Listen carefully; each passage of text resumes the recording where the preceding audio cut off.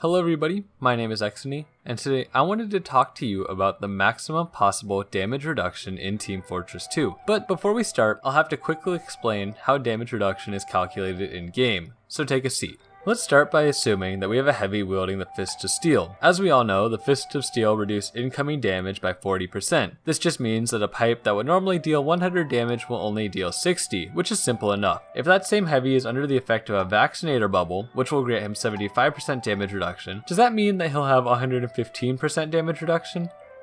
Well, fortunately that's not how it works. Instead of combining additively, which would result in players dealing no damage at all, these effects stack multiplicatively, which to put simply, just means that the resistances apply one after another. If we take that same 100 damage pipe, the Fist of Steel will reduce it by 40% to 60 damage, then the Vaccinator will apply its reduction to that new 60 damage hit, reducing it by 75%. This means that our heavy will only take 15 damage in the end, giving this combo a grand total of 85% total reduction. And one last thing to note before we really get into the meat of this video is that the order that you apply the damage reductions in does not matter. You could apply the Vaccinator before the Fist of Steel and it would still result in a 15 damage pipe. This goes for as many damage effects as you're stacking together. I could be stacking 2 or I could be stacking 20. It will not matter the order. But now that we've gotten all the basics out of the way, we need to find the highest damage reducing items that can be stacked together, which I'm going to kick it off with the Dead Ringer, which grants the user a 75% damage resistance to the attack that triggers it. If an attack dealt 100 damage, it would already be down to 25.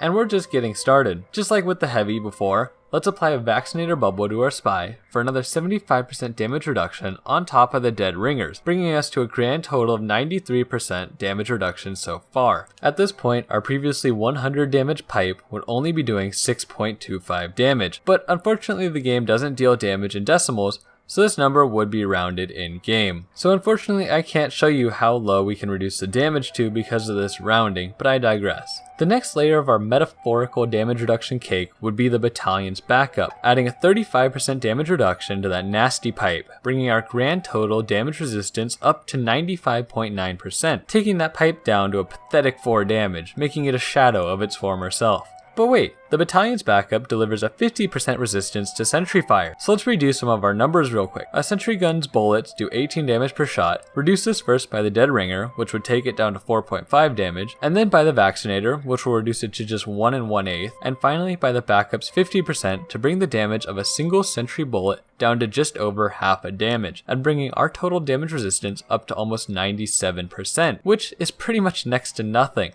But wait, I still have one more ace up my imaginary sleeve in the form of a manpower power-up. The resistance power-up to be specific, this grants the wielder a 50% resistance to all damage taken, bringing that puny sentry's bullet down to just under 3/10 of a damage, and it brings our total damage reduction up to 98%. That's 98% damage reduction to only one shot, but 98% nonetheless.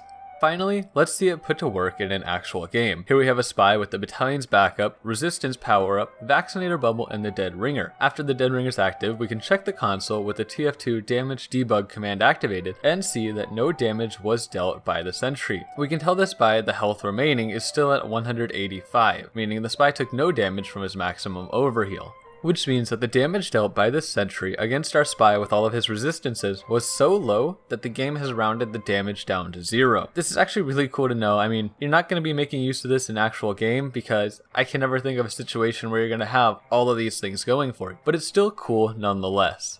And that's really all there is to it. It was a lot of fun putting this video together and doing all the calculations to produce these numbers. If something wasn't clear, just ask me a question down in the comments. I'll respond usually pretty quick. And I want to take these last few seconds here to promote my Twitch stream at twitch.tv/the_Exony. Go check it out sometime. It's pretty cool. It's pretty chill. And with that, I hope you have a great day and peace out.